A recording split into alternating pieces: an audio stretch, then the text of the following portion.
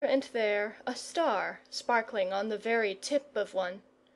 But as the northern lights in the sky above so wavered and quivered, and shot hither and thither, the shadows on the surface of the lake below, now gathering in groups, and now shivering asunder, now covering the whole surface of the lake, and anon condensed into one dark knot in the centre.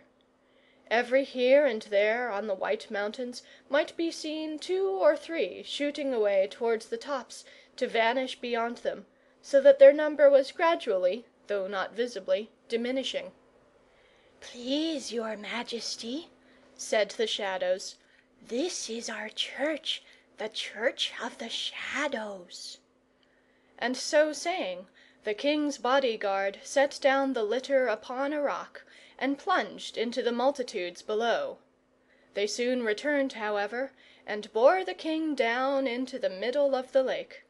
All the Shadows came crowding round him, respectfully but fearlessly; and sure never such a grotesque assembly revealed itself before to mortal eyes.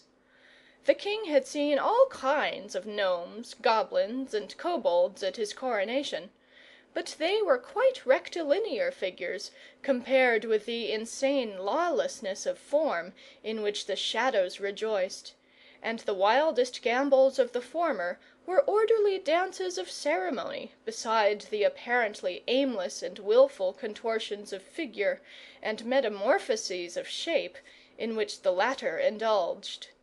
They retained, however, all the time, to the surprise of the king, an identity, each of his own type, inexplicably perceptible through every change. Indeed, this preservation of the primary idea of each form was more wonderful than the bewildering and ridiculous alterations to which the form itself was every moment subjected. "What are you?" said the king, leaning on his elbow and looking around him. "The Shadows, your Majesty," answered several voices at once. "What Shadows?" "The human Shadows, the shadows of men and women and their children." "Are you not the Shadows of chairs and tables and pokers and tongs, just as well?" At this question a strange jarring commotion went through the assembly with a shock. Several of the figures shot up as high as the aurora, but instantly settled down again to human size, as if overmastering their feelings out of respect to him who had roused them. One who had bounded to the highest visible icy peak, and as suddenly returned, now elbowed his way through the rest, and made himself spokesman for them during the remaining part of the dialogue. "Excuse our agitation, your Majesty," said he. "I see your Majesty has not yet thought proper to make himself acquainted with our nature and habits." "I wish to do so now," replied the king. "We are the Shadows," repeated the Shadow solemnly. "Well?" said the king. "We do not often appear to men." "Ha!" said the king. "We do not belong to the sunshine at all. We go through it unseen, and only by a passing chill do men recognize an unknown presence." "Ha!" said the king again. "It is only in the twilight of the fire, or when one man or woman is alone with a single candle, or when any number of people are all feeling the same thing at once, making them one, that we show ourselves and the truth of things." "Can that be true that loves the night?" said the king. "The darkness is the nurse of light," answered the Shadow. "Can that be true which mocks at forms?" said the king.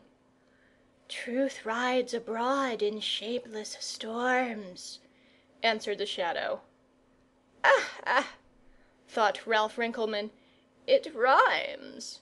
The Shadow caps my questions with his answers. Very strange. And he grew thoughtful again. The Shadow was the first to resume. Please, your Majesty, may we present our petition?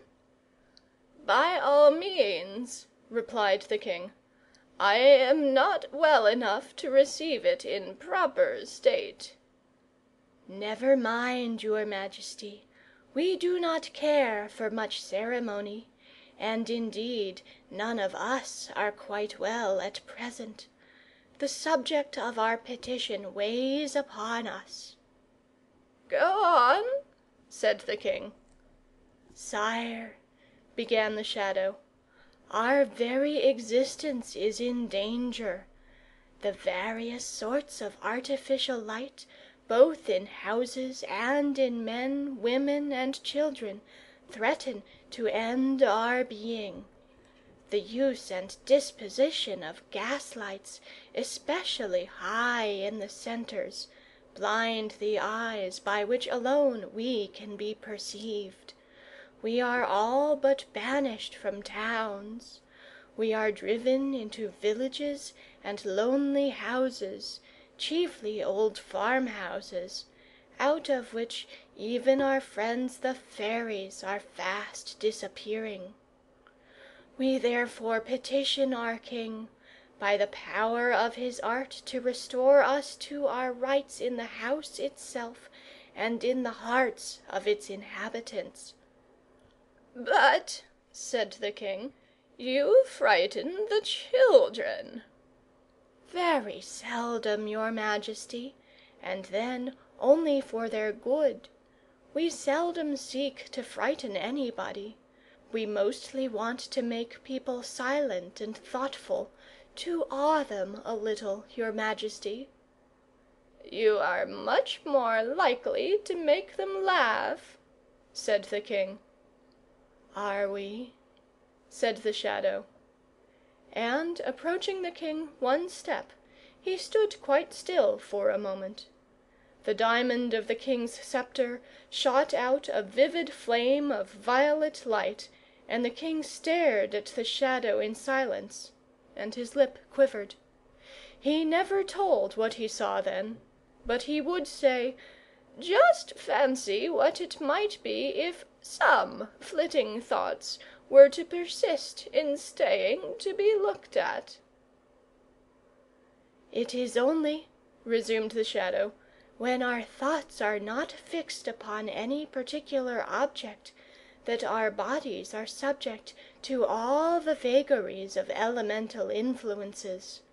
Generally, amongst worldly men and frivolous women, we only attach ourselves to some article of furniture or of dress, and they never doubt that we are mere foolish and vague results of the dashing of the waves of the light against the solid forms of which their houses are full. We do not care to tell them the truth, for they would never see it. But let the worldly man or the frivolous woman, and then— At each of the pauses indicated, the mass of shadows throbbed and heaved with emotion, but they soon settled again into comparative stillness. Once more the Shadow addressed himself to speak. But suddenly they all looked up, and the king, following their gaze, saw that the aurora had begun to pale.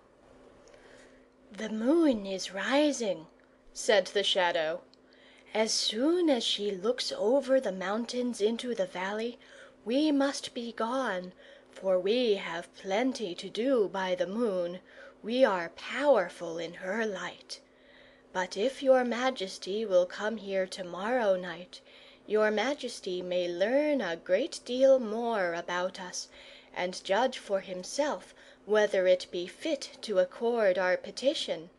For then will be our grand annual assembly, in which we report to our chiefs the things we have attempted, and the good or bad success we have had." "If you send for me," returned the king.